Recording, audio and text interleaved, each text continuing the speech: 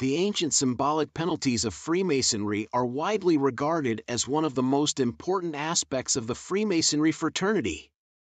These penalties are a form of a symbolic oath that binds Masons to their commitment to the fraternity's values, which include honesty, trustworthiness, integrity, and kindness. The ancient symbolic penalties, also known as the Masonic penal signs, are evidence of a Mason's commitment to their fraternity. These signs have been used since the earliest days of Freemasonry and are believed to have originated in Europe in the Middle Ages, where they were first used as a means of marking a Mason's membership in the order. The most widely known of these signs is the lost word, which is a symbol for the secrets of the craft of Freemasonry. Masons must keep the lost word a secret, and if a Mason fails to keep the secret, then they will suffer the painful penalty of having their tongues cut out. This symbolizes the importance of keeping Masonic secrets, as the punishment for revealing them is considered to be too severe. Another symbol of the ancient symbolic penalties is the ruffled apron, which is a symbol of the Mason's humility. Masons must wear a ruffled apron to signify their dedication to clean living. If a Mason violates this principle, they may be required to wear the apron with a rope around the neck, representing the punishment of being hung by the neck until unconsciousness takes hold. The ancient symbolic penalties also include a set of emblems, which are designed to represent certain virtues and principles that the Mason should embody. These emblems include the all-seeing eye, the square and compasses, and the volume of sacred law. Each of these emblems is accompanied by its own penalty, which, if violated, can lead to expulsion from the fraternity. For example, the penalty for revealing the secrets of the all-seeing eye is permanent expulsion from the Masonic order. Overall, the ancient symbolic penalties of Freemasonry illustrate the many commitments that a Mason must make in order to remain a member of the fraternity. Masons must adhere to a strict code of conduct and honor, and failure to do so can lead to expulsion from the order. The penalties serve as a reminder of the Mason's commitment to the fraternity and its values, and are a symbolic reminder that violating the rules will be met with punishment. We want to thank Most Worshipful Brother Aldrich, PGM/Grand Secretary of the Grand Lodge of Quebec, for this provocative short talk bulletin.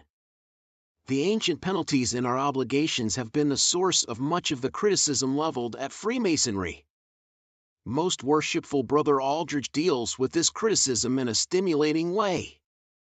The United Grand Lodge of England, being in many respects the wellspring of modern-day Masonry, is a valuable source of inspiration, education, and philosophy concerning what has come to be regarded as regular Freemasonry. The recent decision by the United Grand Lodge of England, followed by a number of American Grand Lodges, to eliminate the ancient penalties from the obligation of each degree has caused much discussion within the Masonic fraternity. The purpose of this article is to discuss an alternative approach to the actual elimination of these ancient penalties.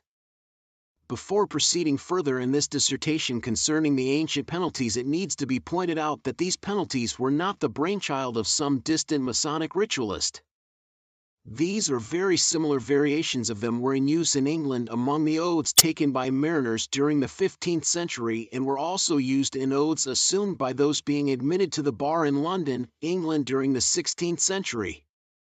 If Freemasonry has erred in the choice of these penalties, it was in the reference to them as ancient penalties rather than what they really were, ancient symbolic penalties. As Shakespeare's Hamlet said, there's the rub. These penalties were never included for the purpose of having an enforceable violent penalty. They were included simply as a symbolic representation of how seriously a postulant should view his oath. Some would say if these are simply symbolic, then remove them since they no longer mean anything. That is somewhat misleading, because so much of what we have around us and which we hold so dear in this troublesome world is recorded in symbols of all kinds.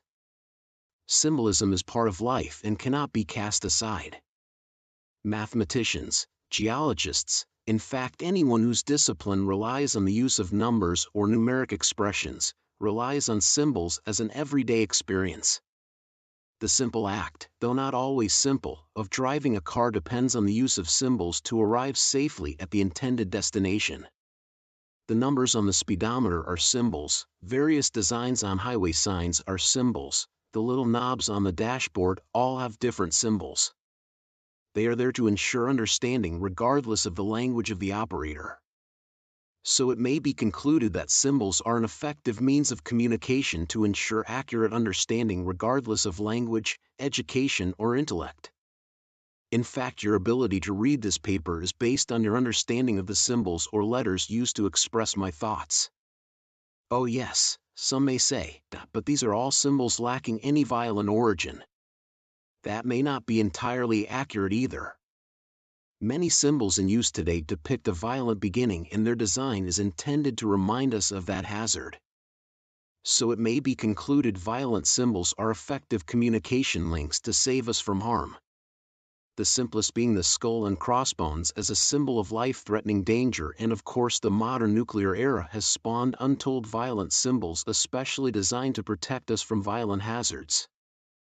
Even the flags of many nations, which certainly are revered and honored by their nationals, and displayed in their places of worship, use red as a symbol of the spilled blood which caused their nations to be born. The red poppy worn so reverently in memory of our soldiers who died in battles to defend our country is a symbol of the blood spilled in battle on Flanders fields during World War I. The buttons on the sleeve of a man's jacket and the little slit under the buttons are symbols of the time a man's jacket unbuttoned all the way to the shoulder so that he might have easy use of his sword. The vent at the back of a man's jacket is a symbol of the time soldiers rode horseback. The vent allowed their jackets to fall on either side of the rider's legs and so keep his powder dry to more effectively kill his adversary. Quite a nice little symbol to carry around with us when dressed in our Sunday best. Now to get back to our ancient symbolic penalties. Why on earth should we even consider relocating or removing them in the first place? Oh, because they are offensive to some religious leaders. That begs the question as to which religious leaders. Some of the greatest clergymen I have ever met, both the pragmatic and the scholarly, have been members of the Masonic order. Not a single one of those extremely worldly wise reverend brothers ever dreamed of any part of the ceremony being offensive in any manner whatever, including the penalties. Obviously, no clergy outside of the craft should cause us any concern because they really don't understand the context of the ceremony or the part the penalties play in it. Now, what does that leave us to contemplate? I believe it points out in the clearest possible terms that the Masonic order is a true microcosm of the real world in which we live. We have our own fair share of iconoclasts whose aim is to tear down rather than to build constructively. However, their arguments are not too compelling if analyzed. They suggest that violence is an offense to God. Yet both Moses and Jesus had recourse to violence in defending what they believed was an affront to God. Notwithstanding that argument or counter-argument, there is no violence in Masonry provided the penalties are described as ancient symbolic penalties.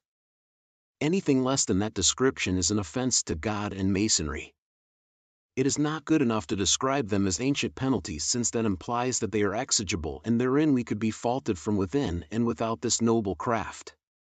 At a time when the Scandinavian churches are seeing in Masonry no conflict with their profession of faith, where leading clerics of the Church of Rome are finding no incompatibility between regular Freemasonry and their belief of Christianity, and those who malign us the most are being found to be guilty of criminal and moral law-breaking, we must be sure we stand by what we teach. We must continue to conduct the affairs of Masonry in a manner well beyond reproach. We must not allow indiscriminate changes to be made. Once the start is made, where do we stop? Would we consider dropping the investigations of potential candidates? Would we discontinue the trial procedures? Would we allow avowed atheists to become part of our fraternity? Would we allow and tolerate plots or conspiracies of any kind? Certainly we would not do any of those things. We are assembled to unify, in a God-fearing brotherhood, wherein we can unite in spirit to treat all of God's children as family. We cannot do that effectively by allowing schisms to develop. We must be unified for the benefit, not solely for our order, but to better serve mankind in whatever manner God leads us as individuals who have learned to recognize our duty to Him and our brother. There will always be room for change in administrative practices, but we should not change that which has worked so well heretofore and for which there is no substantive reason to consider change. Thank you for joining us on this Symbolic Penalties lectures. Please subscribe. Grant us brotherhood, not only for this day but for all the years of brother, not of words but of acts and deeds.